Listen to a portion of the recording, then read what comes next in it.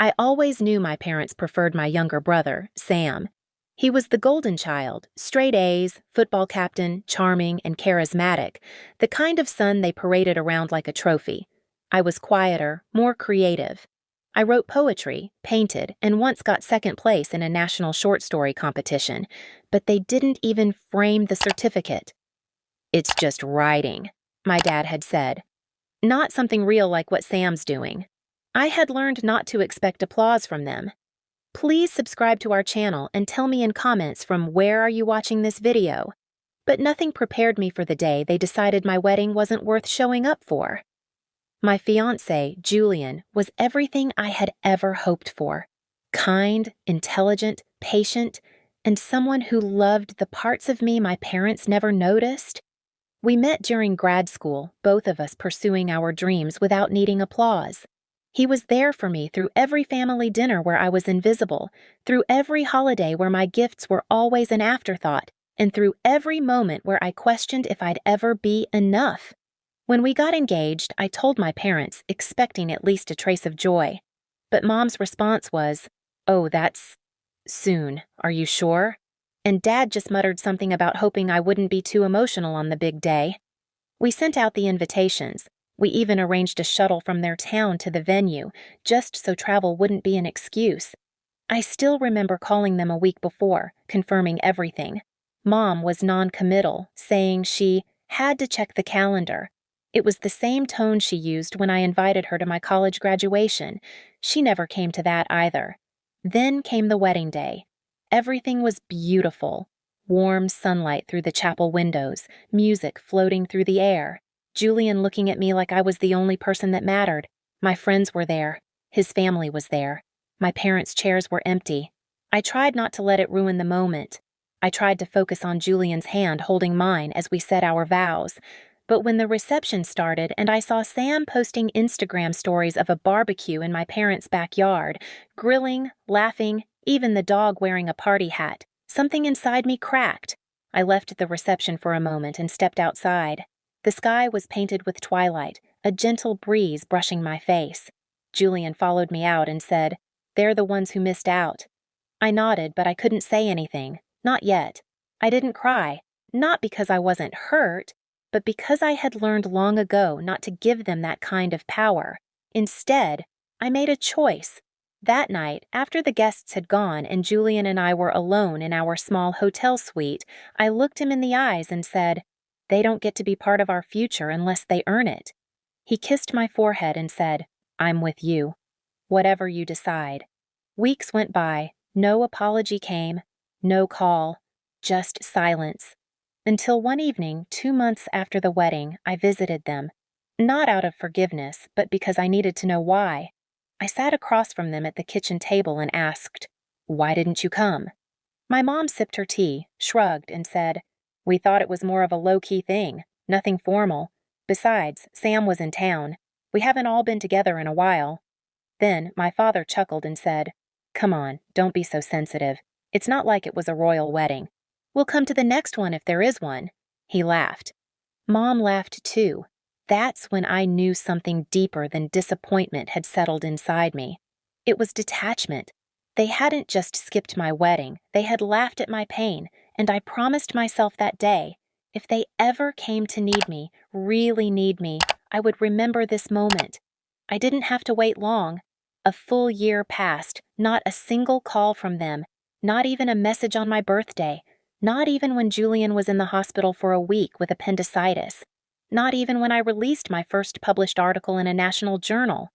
Just silence.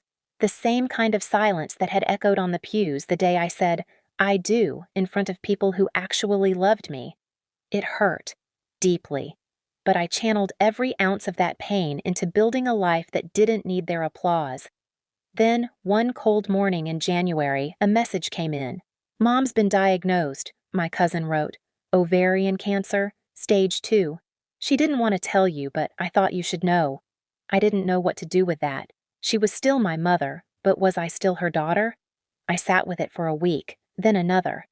Until one rainy Tuesday, Julian sat next to me and gently said, "If you go, go for you.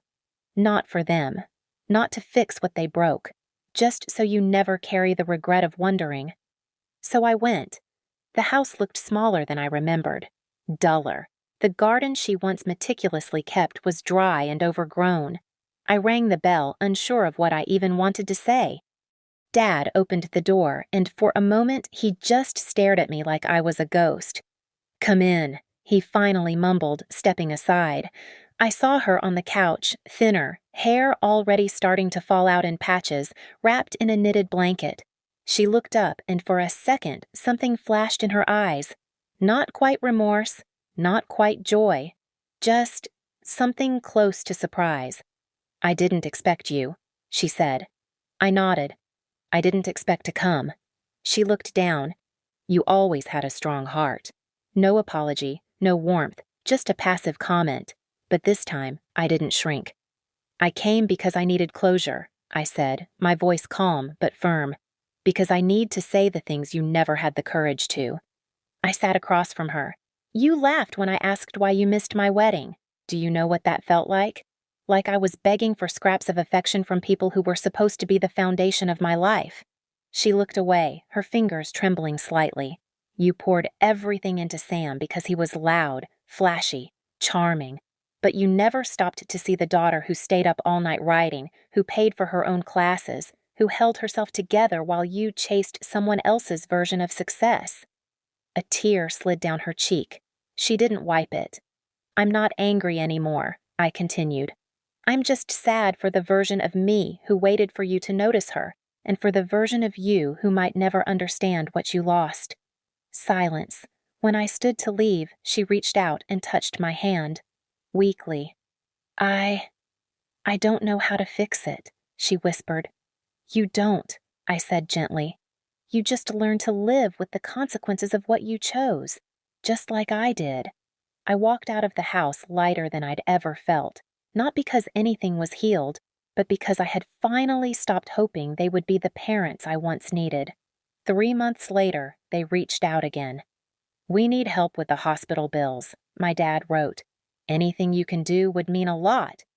This time, I didn't respond right away. I sat with the message for a while, then opened my email and sent them a simple reply. "You needed me when I was a child. You chose not to show up. Now you need me again, and I've built a life without you in it. I wish you peace, but I won't set myself on fire to keep you warm." I pressed send. It was not revenge. It was not cruelty. It was clarity, the kind that grows when you finally understand that forgiveness does not always mean reconnection, that love, to be real, must be mutual, and that sometimes the most powerful thing you can do is walk away without bitterness, but with firm, unwavering self-respect. Years later, I would give a TED Talk. I stood on stage in front of hundreds, telling the story of a girl who bloomed without water, who planted herself in concrete and still found a way to rise, who learned that the absence of love does not mean the absence of worth. And in the back row, Julian sat, smiling the way he always did when I succeeded, not because of who clapped for me, but because I finally clapped for myself. And as I stepped off that stage to a standing ovation, I realized I never needed their validation. I just needed my own voice. And now the whole world was listening. Please subscribe to our channel and tell me in comments from where are you watching this video.